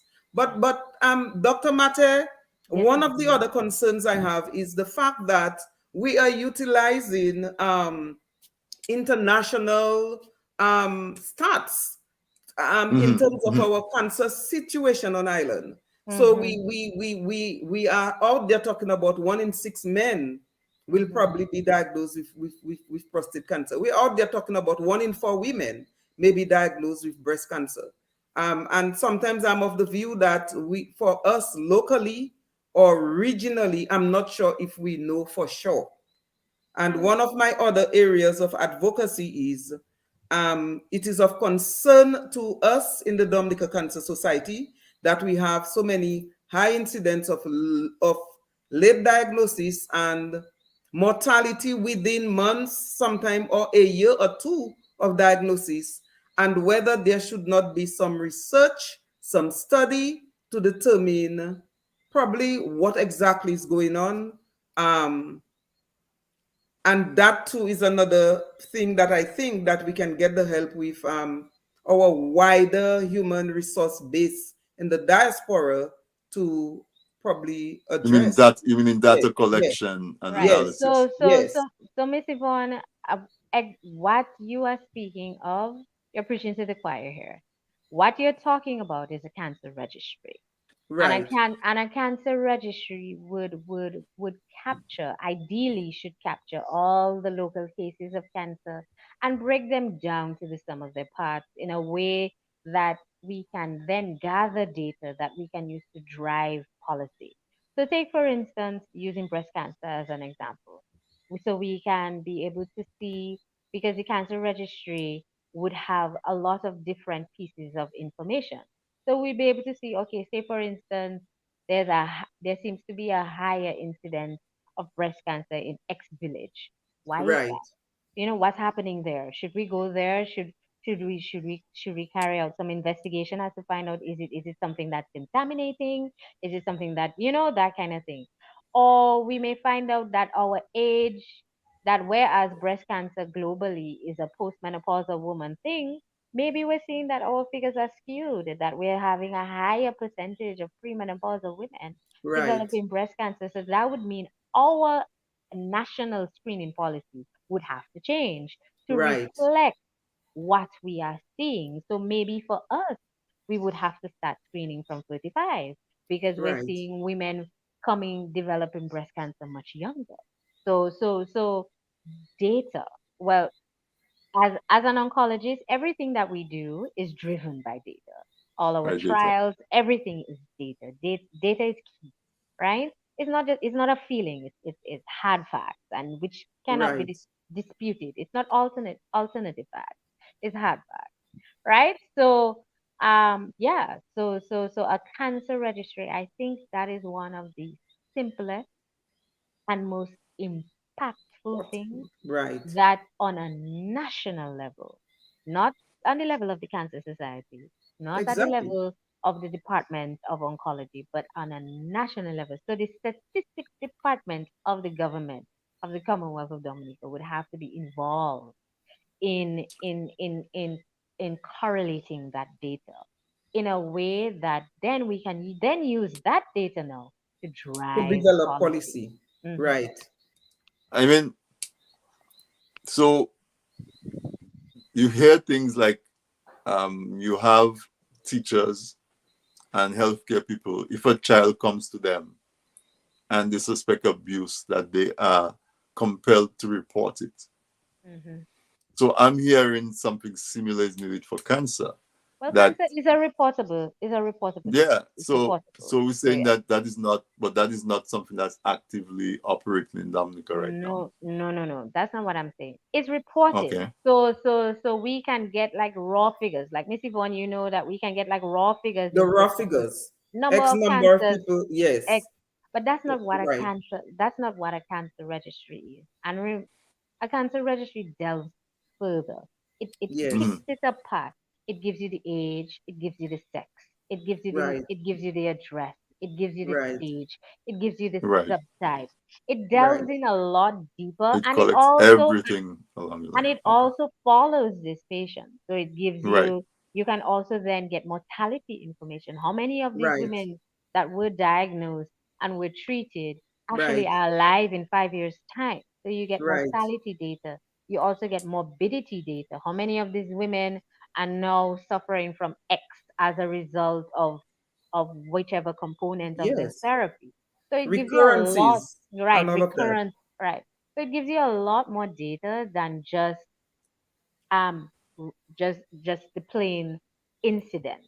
What we Right. have is incidence figures, and we don't even get all because some it's not capturing the people who are diagnosed outside of the hospital. Um, so you know, So if microcosm, somebody goes to a right? private, one of So the if someone private goes private, or institutions. if someone goes private, or if Mm. someone was abroad, say for instance, like someone like Miss Yvonne, she was diagnosed abroad, but she came back home, right? And she's Dominica, And I brought right? all my documents to So oncology. I hot, told them so I was diagnosed abroad and I wanted to be part right, of the right, system. Right. right. So here is So my so diagnosis. Here is what, because I needed the follow through or the right, follow up. right, right. So I So did that. so she wouldn't have been captured because she wasn't diagnosed at home. So she wouldn't have Right. been reported. But then a Mm. cancer registry would have captured her because she's now within the system. Within the Right. So system. right. Right. So And you would it go back and get the right, diagnosis and go Right. right, forward and right, get the treatment. right. Okay. So it gives much more reliable data. It's strong, and you can really use that data to advocate. So I can then take that raw data and I can advocate for certain drugs because I can say, hey, look at this. According to our cancer registry, women are being diagnosed with this subtype of breast cancer and we don't have the treatment for it. It needs Right. to be included Right. on the list, on the VEN list of drugs, because we're failing 20% of our women. And I can show that. But without that data, we can't. We can't. So at the new location where you are, is there a cancer registry? And that's just it. There isn't. There There is not? isn't. There isn't. There is. There they're advocating for it, but Okay. Hmm. there isn't as yet. No, There, there there isn't as isn't. yet. Okay. No. I was just asking because I'm saying, we could Yes. just That's um that's one of the things I'm trying to get you're working on. involved with. So as you're Yes. working for them, just keep copies and send it to us, and we'll just keep Yeah. one in Dominica as well. But Yeah. we could go on talking for hours. It's Boy, already almost 2 hours. I want to imagine talk that. about prevention. Mm, I want to talk mhm, about prevention. I know you define what cancer is at the start, um, and there's a term that you use, modifiable risk factors. right. Um, when you spoke about the causes of cancer, and Mhm, and you said there are some factors that we don't have control over, and right. there are some factors that may be influenced by our habits and our Right. lifestyle. That's what I'm interpreting when you said Yes, modifiable yes, life yes, yes. factors. That's a Yeah. sound So interpretation. let's talk about what folks can do to minimize the risk as much as is possible, um, Okay. of So our diagnosis. Mhm. yeah, Yes. sure. So specifically to breast cancer, as I had stated, they're modifiable and non-modifiable risk factors. Right. The risk factor that carries the most weight, unfortunately, is one of the non-modifiable ones, and that is gender. By virtue of being female, Yes. we that increases our risk exponentially. And Right. and so yes, so we cannot change our chromosomes. So yes, even though one can change how they identify, they cannot change their actual chromosomes. So by virtue of being born female, that is the strongest and highest risk factor, right? So we can Right. modify that. However, there are modifiable risk factors that if we deal with them appropriately can decrease your risk by about at least 20%. And that's nothing Mm. to laugh at, right? So when we talk about the modifiable risk factors, we're talking about lifestyle things. We're talking about obesity. Obesity increases your risk of developing breast cancer. we're talking about the consumption of tobacco and tobacco products in cigarettes or however it is that you consume tobacco. We're talking about the overindulgence in alcohol. Although there are those that say that there is no safe low limit, I don't believe that. But there are certain limits that are set in terms of the Right. consumption of alcohol, and consuming above that or consuming alcohol on a fairly regular basis has been linked to an increased risk of developing breast cancer.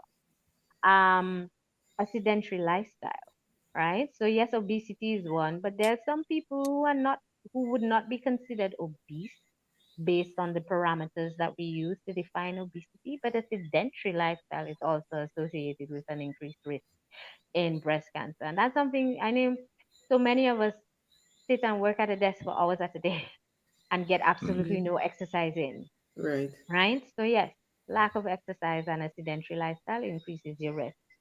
Also, too, if you've had past radiation exposure, I'm not talking about an X-ray or anything or a CT scan or anything like that. I'm talking about if you may have had some form of lymphoma. Usually, we're talking about the case where a young person or a child was treated and diagnosed with lymphoma, and in the course of the treatment of their lymphoma had to get radiation to their chest area, particularly if that person was prepubescent at the time that they received that radiation. That increases their risk of developing breast cancer and early breast cancer exponentially. That is someone that needs Right. to start screening for breast cancer from the age of 25, right? So all of these, but these are modifiable risks because obviously chest radiation is not something you have to have, right? Right. But they're risks. Also to your first age of your your age of pregnancy of your first child. Now it is it's been linked, child wearing and also breastfeeding has been linked to a decrease in breast cancer. So now, particularly, I want to say, I guess, from my generation go down, from children born in the 80s go down, we have been putting off childbirth more often than not, because whereas our parents would have had their kids in their 20s, a lot of people from my generation are having their children in their 30s or even their 40s, right? Something that in our parents' generation would have been unheard of, really. Yeah. Um, and the later age of child wearing, if you have your child after the age, your first child after the age of 30, that has been linked with an increase, with a slight but statistically significant increased risk of developing breast cancer. If you did not breastfeed, if you were pregnant but didn't breastfeed, breastfeeding has actually been found to be protective for breast cancer, against breast cancer. Um, so if you took hormones, um, hormone replacement therapy in your postmenopausal life, so some women when they go through menopause, it's particularly traumatic. I mean, the hot flashes, the mood swings, all of it. And for a long period of time, the therapy for that was hormone. They gave you hormonal injections. And then afterwards, it was found out that those hormonal injections, even though they dealt with your symptoms, they increased your risk of developing breast cancer.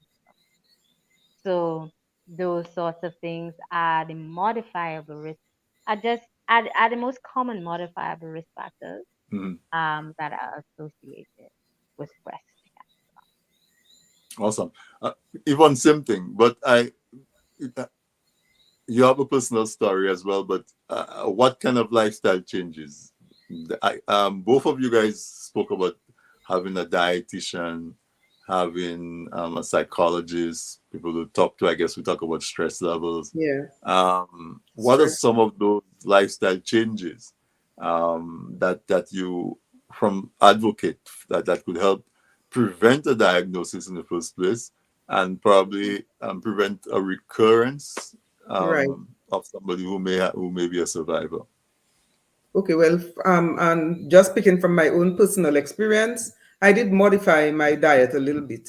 I think I was always someone who, um, ate properly, balanced diet, lots of fruits and veggies. In between, I enjoyed a nice pork or any other steak and jerk this and that and all of that. So I had to modify. I eliminated meat completely. Um, Mm. I still like cheese from time to time, but I reduced a lot of my intake of dairy products. I did eliminated sugar for a while. I start taking in a little bit more now, but I eliminated it for a while completely. And I think and of course, being physically active. I always was. I always try to keep fit and all of that. So that is important. And this is part of what we at the Dominica Cancer Society also share with clients who come to us about remaining physically active, about modifying their diet in terms of the things they ate and drank, about trying to eat as natural as possible and eliminating as much processed foods and those things as they possibly can from their diet, trying to eat as organic and as natural as they possibly can. This is among what I did. This is among what we encourage people to do. I have observed, though, that sometimes in treatment, people are much more conscious and will more likely follow proper eating habits and so on. And I think once people think they are over treatment and they are in recovery, they may return to the normal style of eating and all of that. And again, it would have been really very nice to have something like the cancer um, database that Dr. Mate spoke about, so that we could follow, because I too get very concerned about the individuals who have occurrences every now and then and would like to know exactly what is causing it, why is it happening, and so on. So from the Cancer Society standpoint and from my personal standpoint, we do try to encourage, proper lifestyle, proper eating habits, um, physical activity, Activity. and so on. Mm. Yes, Definitely. remain physically Okay. active. All right. I think we need. You're going to say something, Doctor Yes, Martha? I just want to chime in a little bit on the Mm-hmm. Sure. dietary Mm-hmm. you Mm-hmm. know okay, for me, when I speak with a patient, oftentimes my point of contact with that patient is when that patient is coming for active therapy. So Right. I think there are certain things that can be done before, certain things that can be done during, and certain things that can be done after, right? Now, while you are getting therapy, as I always advocate to the patient, the important thing is that you get in the nutrients that you need in order to be able to sustain yourself during therapy, right? Now is not the time to go on a green juice diet. Now is not the time to go on an intense 2 week detox and fast. Yeah. That is not the time for that. Okay? Because what will happen is that you will be too weak and too hungry to tolerate the therapy, and the lack of, you may think that you are taking in nutrients, but the lack of nutrients would put you at risk from developing really significant adverse effects that could have been avoided, right? Mm. So during active therapy, I advocate for them to try as much as possible to have a balanced diet. And we know what a balanced Okay. diet is. We know when we're eating badly, right? And we know what a balanced diet is. Your plate, divide it in three: half fresh fruits and vegetables, or vegetables, one quarter your carb. Try to make it as unprocessed as possible. We live in the, as Right. I think we live in the breadbaskets of the Eastern Caribbean. So getting fresh food should not be an Right. issue, right? Quarter of the plate is your carbohydrates, and your other quarter is your protein. If your Yeah, protein is protein. beans, then your protein is beans. If your protein is meat, then your protein is meat. There has been no evidence, there has been no objective evidence that has been put forward that shows that a strictly vegan or vegetarian diet um, is statistically significantly protective from developing cancer, as a matter of fact, right? What has been shown is that a balanced diet is what is required. So if you are vegan already, If you are vegetarian already, then great. But while you're receiving therapy is not the time to make these drastic life changes, Okay. right? Because your body may not be able to deal with it. Those sort of transitions require complete rewiring. And now is not the time All right. to be doing that, right? Prior to that, Yes. if you're thinking about preventative measures and you want to make sound and solid lifestyle changes, then I always advocate for a gradual introduction into Right. change. You cannot go from eating meat with every meal to on and then all of a sudden you don't eat meat at all. You're gonna send To your body eating into fish. you're gonna send your body into shock. Right? And you're most likely not going to keep up with. That's where the dietitian comes in. The dietitian can give you a plan that eases Right. you into it and makes it something that if you think it's something that you want to continue, that you will most likely be able to do, right? Okay. So it depends on the point of care that the patient is coming at and stuff, and it's important that it be nutritive. That Mm-hmm. is the importance, that you gain Definitely. the nutrient, right? Not That's true. necessarily because yeah. So Yeah. that's my takeaway. Read the dietary advice Yeah. for the cancer patient. Yeah. I'm laughing, All right. Thank you Dr. very Mata, much for that. because I probably went too drastic because I recall in the first 2 years or so, I probably lost, I mean, a Yeah, good amount man. of my body weight. Exactly. And you My come and children you did make, not make, like make, to make, see make, me. and people, but I went back almost as mhm, slim as I was before I had children. imagine And that. I looked more sick than I do now because probably it was too drastic, too much too soon. Right, Yeah. right. But yeah. Gradual. Yes, yes. Everything in moderation, including moderation. Okay? Yeah, yeah, yeah. so so so Dr. Mate Yes. and Yvonne, we have to bring it to a close. It's almost 2 hours. Yes. It Oh doesn't my seem like Imagine it goodness. that. because there's so Oh much my goodness. I was that wondering we what would shared. we be talking about for an hour, and look at us there for Yeah, almost it 2 hours was later. Yeah. because there was so much great information, A so much lot. great information. Yes. Um, I mean, I if anything could come up to this, if we could get folks, we have some folks who are contributing who are obviously healthcare Yes. personnel. Yes. If we could get some folks together and we could start working on trying to identify a cancer registry that we could transplant or export into Dominica and we can customize it for Dominica. That would be awesome if it came out of that. If we have folks who are at an administrative level where you have access to patient care policies and patient care protocols and all of those things that would help us Yes. to track, um, you know, and improve the outcomes. Let's get together and Yes. see how we can make some of those things happen. So I want to say thank you, but I'm going to give each of you um, a final word, and then we'll bring it to a close. So, Dr. Martin, you go first. Again, I want to say thank you so much for inviting me, for allowing me to be present on your platform, to share what I think is important information. I hope if it helped one person, then it was a success. And I just want to say that yes, cancer is there, it's not going anywhere, and it appears that the prevalence is increasing. But I do think that there is hope. And I think we as Dominicans can work together with our collective effort and human resource know how and really develop something that works for our local experience. And I look forward to that. And I look forward to participating in that as much as I can.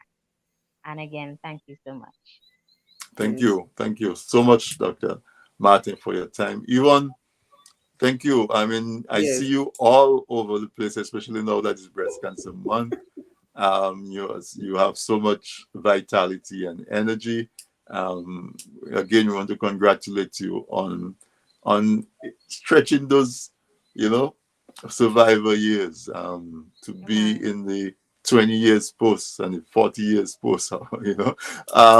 But no, no, seriously though, I really appreciate you taking the time to be with us, and the audience as well are expressing a lot of gratitude for the information you shared. Your final words.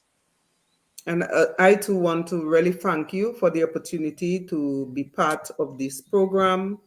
I I always welcome every opportunity to share, and not just so that people probably get to know about me or my experiences, but so that they can take some sort of personal responsibility and action.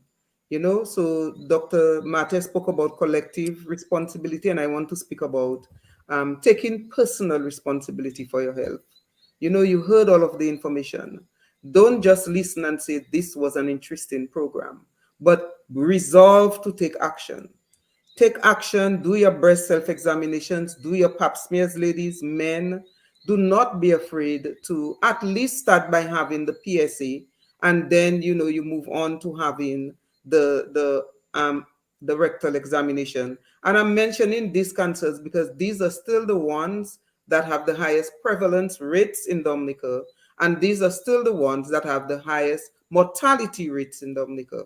We have to take personal responsibility, and part of that personal responsibility is getting screened.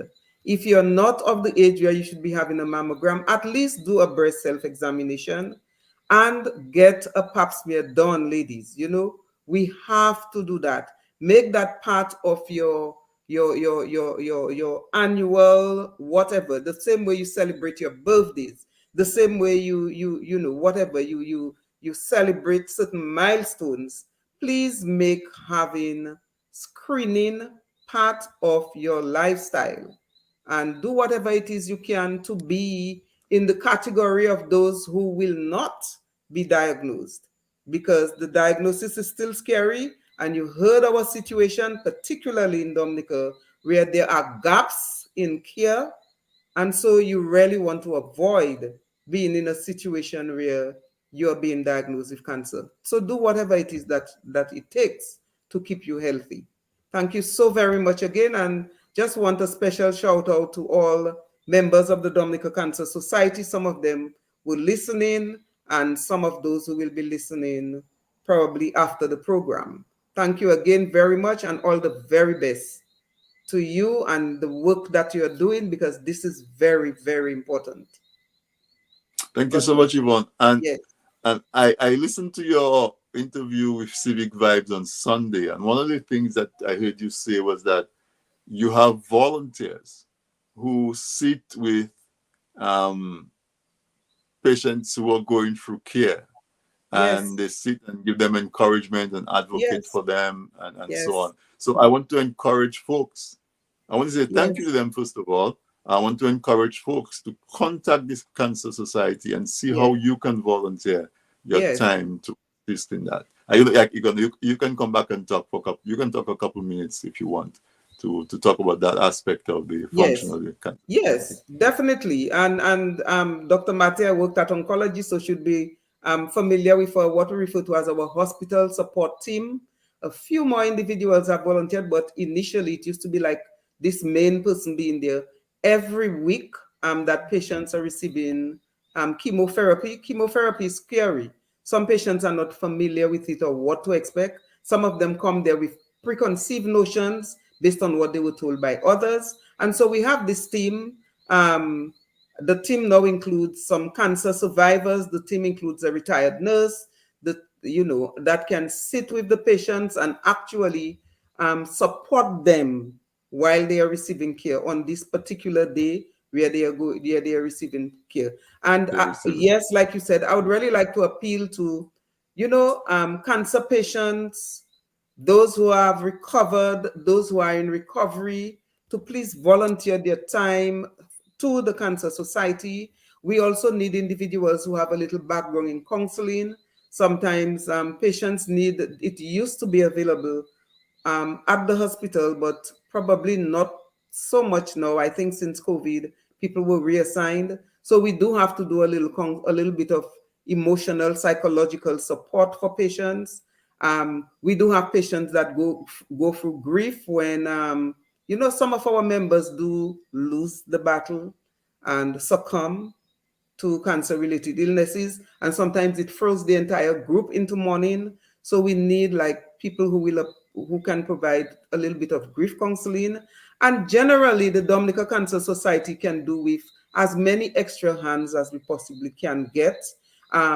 Sometimes we need assistance with things like developing maintaining our social media presence, developing brochures and flyers and things like that.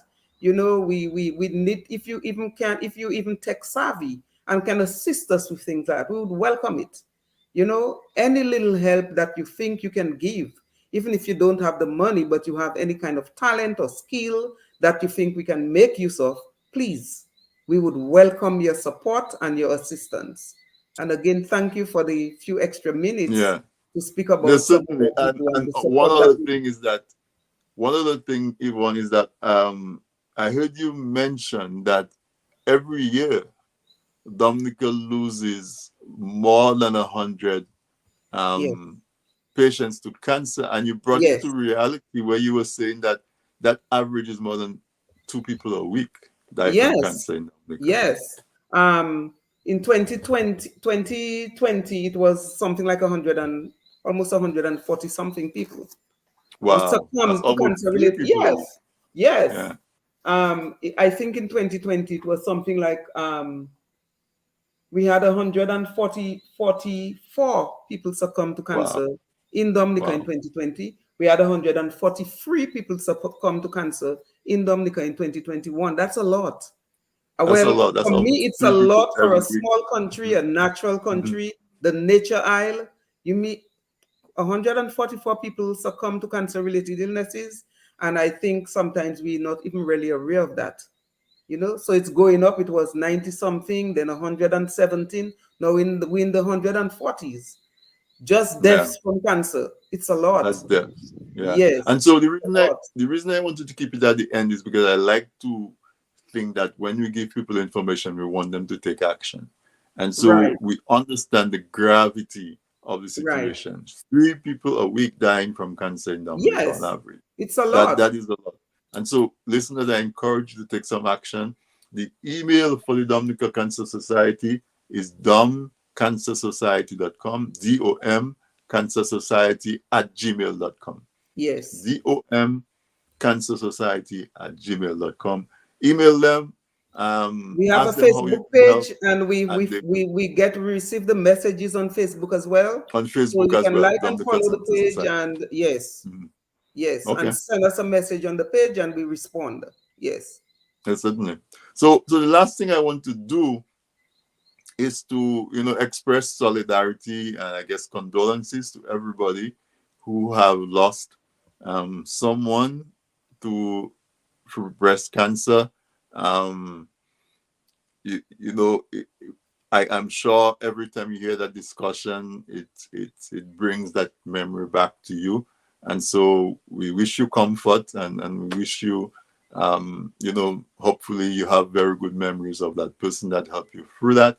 So our sincere condolences to those who have lost someone dear to you to breast cancer or to cancer in general.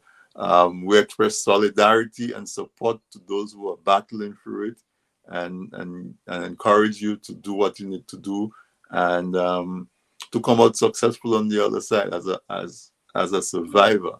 The purpose of this month is to do that, is to bring it to awareness and to really express the solidarity and to circle the wagon for all of those who are being adversely affected by cancer, and breast cancer in particular. So my guests tonight on This Week in Interview were these 2 lovely ladies, Dr. Asha Martin and Miss Yevvone Alexander. They're so generous with their time. It's over 2 hours and they still look fresh, like we could go on for another 2 hours. But I want to say thank you so much. I want to see a continuation of that. So let's see how we can really take up some of those ideas and some of those needs that were identified and see how we can contribute to that, listeners. And so I want to say thank you for staying tuned. Thank you for the active participation. If it's October, there's a whole bunch of people in my life who celebrate birthdays in October. So happy birthday to you if you're celebrating your birthday in the month of October. It's almost sacrilege not to say happy birthday to somebody who's born in October. They really they really take it seriously. So happy birthday to everybody. And take heed, there was a mention of lifestyle modification. Watch what you eat, when you eat, how much you eat, the quality of what you eat. Right. Take a walk. If you're working in a sitting position, stand up every so often. Make some time in the morning or in the evenings to walk for half an hour. And let's see how we can face up to cancer on the front line and really make a dent in that alarming rate of occurrence of cancer morbidity. So thank you so much, ladies. I wish you all the best. Yvonne, I wish you a very successful month of Cancer Awareness Month. Dr. Asha, good luck with your career. I look forward to the next time that you're on. Yes. Yes, yes, yes. Thank Thank you. you so All right, much. And then. so Thanks nice seeing you, again. Asha. Same here, Miss Yvonne. Take care. Yes. All right, then. Bye. Take care. Okay. Thank you so much for having me. Thank you. God bless. All right, so Yes. listeners, there you have it. Another great episode of This Week in Interview. I bet you did not know that cancer was so prevalent. We know it is, we hear it, but when you hear on average 3 persons per week die, wow, and those that die, the prevalence, and sometimes you survive, but the impact of the treatment is so rough on you and your family that it does have the adverse effects spreads even beyond those who pass away. So good night. We'll be doing this again next week, Wednesday. I look forward to spending some more time with you next week. Have a great remainder of your week and enjoy your weekend. Good night, everyone.